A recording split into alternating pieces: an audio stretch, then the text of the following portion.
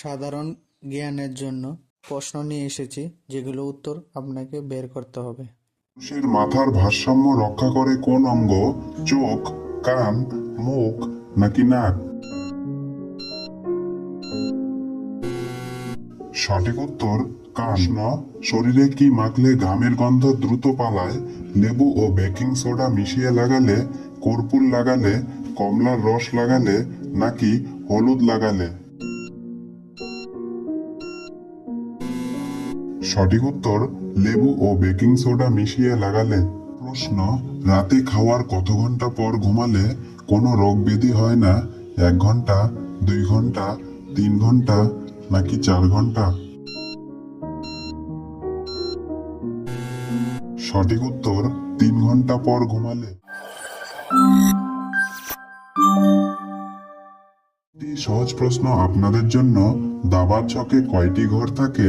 50টি, 60টি, 64টি নাকি 68টি? বন্ধুরা, উত্তরটি পারলে অবশ্যই কমেন্ট বক্সে কমেন্ট করবেন। প্রশ্ন, সকালে খালি পেটে কি খেলে পেটের কৃমি দ্রুত দূর হয়? রসুন, আদা, ছোলা নাকি পুদিনার রস?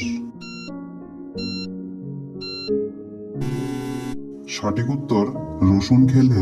কোন প্রাণী মুখ থাকতেও নাক দিয়ে জল পান করে? ভাল্লুক, ঘোড়া, হাতি নাকি কুমির? সঠিক উত্তর হাতি।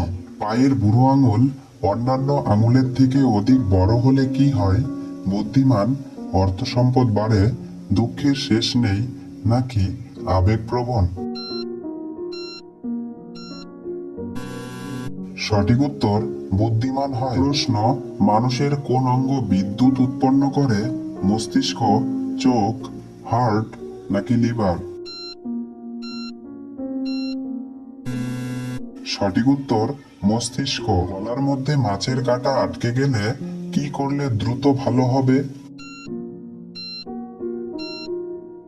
গলিয়ে দেওয়ার জন্য লবণ ও লেবুর মিশ্রণও বেশ কার্যকর।